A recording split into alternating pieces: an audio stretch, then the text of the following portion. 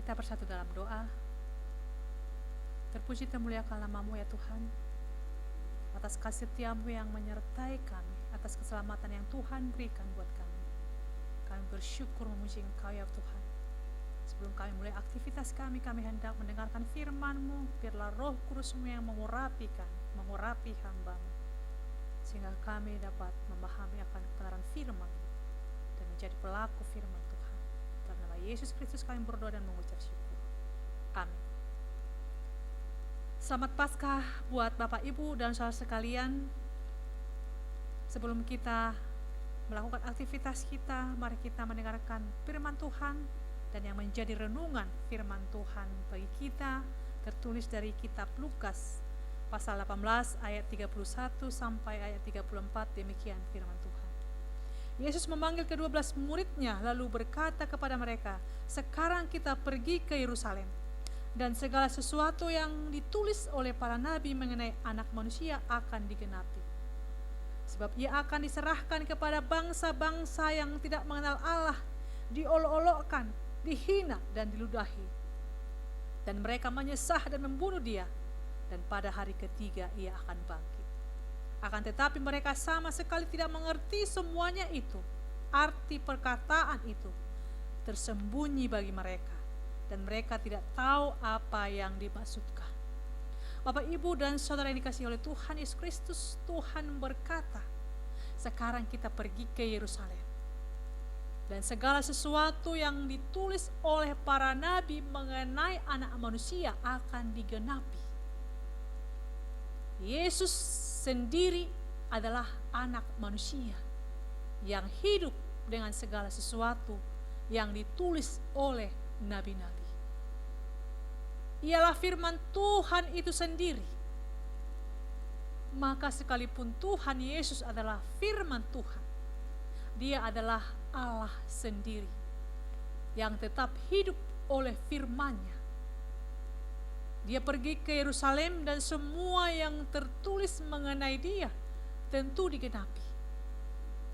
Penggenapan tentang segala sesuatu pasti akan terjadi. Begitu juga dengan hidup manusia.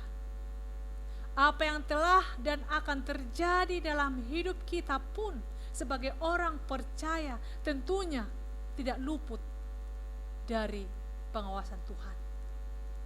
Tidak akan melenceng dari rancangan Tuhan atas hidup kita. Semua itu tentu harus kita lalui dan kita lewati. Apakah itu kesulitan, penderitaan, tentunya telah tertulis tentang semuanya itu. Karena itu saudara yang kekasih, dikatakan dalam nats ini, sebab Dia akan diserahkan kepada bangsa-bangsa yang tidak mengenal Allah, diolok-olok, dihina, dan diludahi, dan mereka menyesah dan membunuh Dia, dan pada hari ketiga Ia akan bangkit.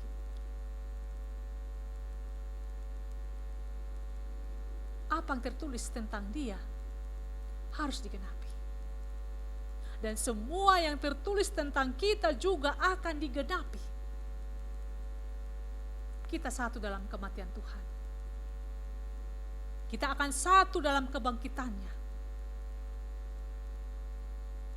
Satu di dalam kematian berarti satu di dalam penderitaannya, kesulitannya.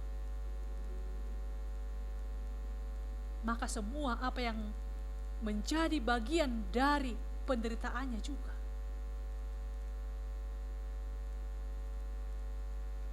Dan itu merupakan penderitaan kita.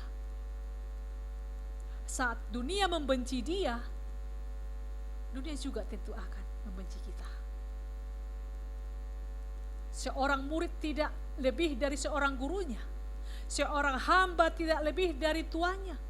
Maka jika mereka membenci Tuhan kita, maka kita pun akan dibenci sebagai hamba. Jika mereka membenci gurunya, tentulah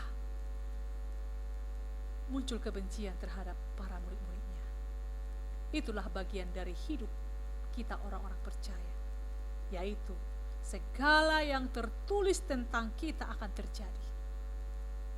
Semuanya adalah bagian hidup yang harus kita jalani sebagai anak-anak Allah. Saudara yang dikasihi oleh Tuhan Yesus, firman Tuhan ini tidak berakhir pada penderitaan Kristus saja, namun ada sukacita besar yang terjadi, yaitu kuasa kebangkitan Kristus pada hari yang ketiga. Dan itu telah kita rayakan, dan juga pada saat ini kita telah merayakannya. Kebangkitan Kristus dari kematiannya.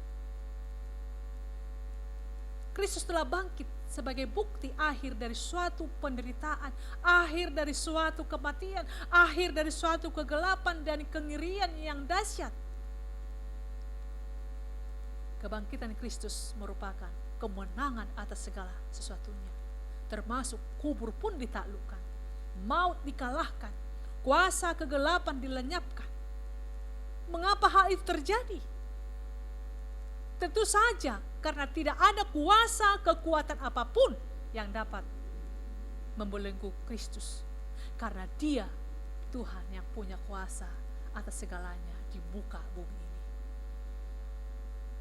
Dia yang berkuasa tentulah tidak mungkin dikuasai.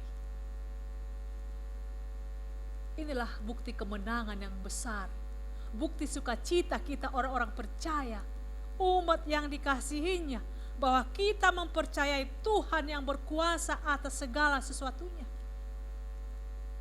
Dia Tuhan yang telah menunjukkan teladan bagi kita, setia dan kuat dalam menghadapi penderitaan. Dia juga Tuhan yang telah membuktikan kemenangannya atas penderitaan itu. Pada ayat 34 disebutkan, akan tetapi mereka sama sekali tidak mengerti semuanya itu. Arti perkataan itu tersembunyi bagi mereka, dan mereka tidak tahu apa yang dimaksudkan. Bahkan sesudah itu Yesus menyembuhkan seorang buta di dekat Yeriko. Banyak orang tidak mengerti apa yang Tuhan maksudkan. Bapak, Ibu, dan saudara kasih Tuhan, tentu ini juga seringkali terjadi dalam hidup kita. Ada banyak keraguan, kekhawatiran, bahkan kebimbangan dalam hidup kita, sekalipun kita setia mengikut Tuhan. Namun dalam berita Paskah inilah merupakan berita sukacita kita yang besar, bahwa Tuhan kita adalah Tuhan yang berkuasa. Kuasa kebangkitannya tentu menjadi kekuatan bagi kita untuk tidak ragu, tidak khawatir, dan tidak bimbang atas segala penderitaan, kesulitan hidup kita. Kuasa kebangkitan Kristus tentulah menjadi bukti bahwa Tuhan pun mampu untuk menolong setiap pergumulan hidup kita. Karena itu jangan kita ragu mempercayakan setiap pergumulan hidup kita, sekecil apapun di hadapan Tuhan. Tentu Dia akan mendengar, melihat, dan campur tangan menolong hidup kita. Dia yang telah bangkit mengalahkan maut, tentu akan hadir juga mengalahkan semua pergumulan hidup kita. Karena itu Bapak, Ibu, dan saudara kasih Tuhan, datanglah kepada Tuhan. Setialah berdoa, membaca firman-Nya, dan bersuka cita dalam menyembah-Nya, karena memang hanya Tuhan yang mampu menolong kita, tidak ada yang lain. Tuhan melalui kuasa Roh-Nya akan beserta kita.